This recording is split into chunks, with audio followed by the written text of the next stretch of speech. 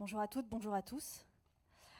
Alors, il y a 10 jours, et ici même, un homme accusé de violences sexistes et sexuelles a été reçu dans une émission prestigieuse qui lui a donné le temps d'antenne nécessaire pour se poser en victime, qu'il n'est pas, et pour dénigrer les siennes, qui sont au nombre de 9 à avoir témoigné dans Mediapart. Quelques jours plus tard, ce même homme, accusé de violences sexistes et sexuelles par 9 femmes, a été reçu sur une radio du service public où il a déclaré, je le cite, « Si je pouvais faire tranquillement mes films, ça m'arrangerait », sous-entendu sans être ennuyé par des plaintes pour viol. Donc ce réalisateur veut faire des films tranquillement. Il a raison, hein. Après tout, on aspire tous à la tranquillité, non ? La différence entre ce réalisateur et nous, les victimes de violences sexistes et sexuelles, c'est que nous, on voudrait juste exister tranquillement.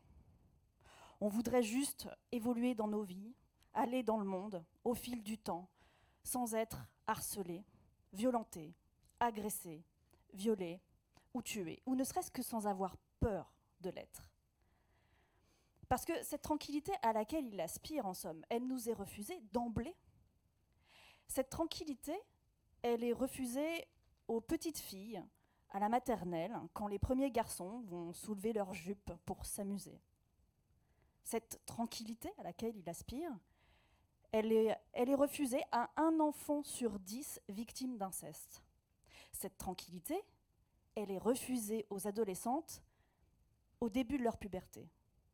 Cette tranquillité, elle est refusée aux jeunes filles et aux femmes, dans la rue, au travail, chez le médecin, dans les festivals, dans les partis politiques, dans les associations, en ville, à la campagne, chez les bourgeois, chez les prolos. Cette tranquillité, elle est refusée aux femmes jusqu'au sein de leur propre foyer.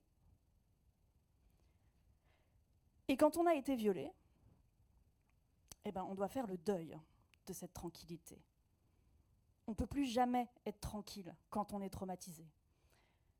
Quand l'hypervigilance se met en place, partout, tout le temps, quand les insomnies nous terrassent, quand les attaques de panique surgissent, quand on doit gérer l'angoisse, cette angoisse qui peut surgir même à la faveur d'une minute polie comme un diamant qu'on a réussi à arracher au terme d'insupportables efforts, de thérapie, de travail, de temps, cette angoisse qui étouffe, même quand par miracle on arrive à toucher du doigt un soupçon d'insouciance, cette angoisse qui oppresse, elle peut arriver à tout moment, parce que l'angoisse, c'est une épée de Damoclès.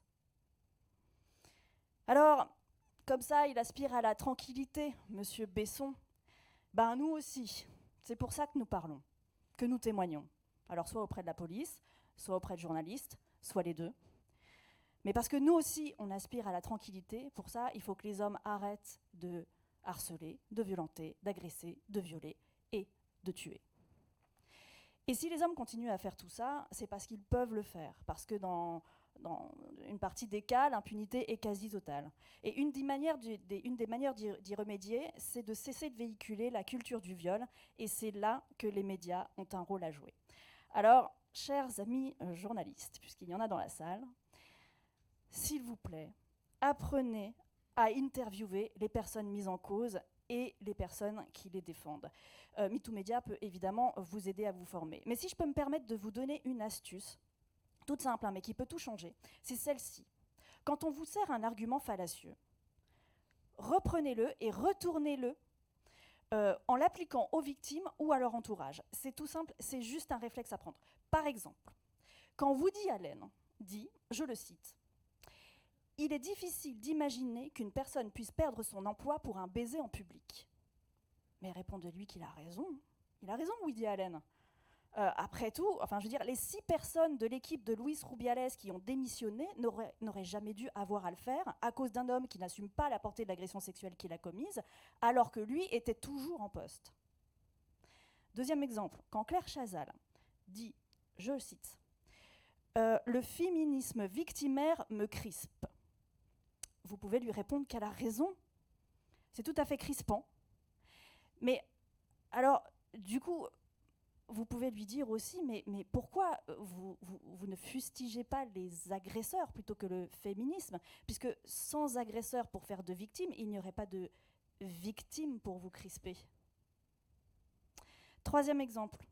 Quand Fanny Ardant défend Roman Polanski ou Gérard Depardieu en disant, je la cite, « Je n'aime pas la condamnation », là encore, vous pouvez lui dire qu'elle a raison. Il est insupportable que les femmes soient condamnées à la vindicte populaire qui les traite de menteuses, de folles, de femmes vénales, et qu'elles soient en plus condamnées à ce que leur carrière soit freinée, voire brisée, pendant que messieurs Polanski, Depardieu et Besson peuvent continuer à faire leurs films tranquillement. Alors, moi qui aimerais connaître ce bonheur et cette sérénité liée à la tranquillité, j'espère que la justice m'aidera à m'en approcher. Mais en attendant, chers amis journalistes, tant que les mises en cause ou les personnes qui les défendent continueront à sortir leurs arguments fallacieux, ayez ce réflexe, retournez-les contre eux, pour les victimes, pour ne plus laisser passer ce genre de propos imbéciles, et pour que nous soyons un peu tranquilles. Merci pour votre écoute.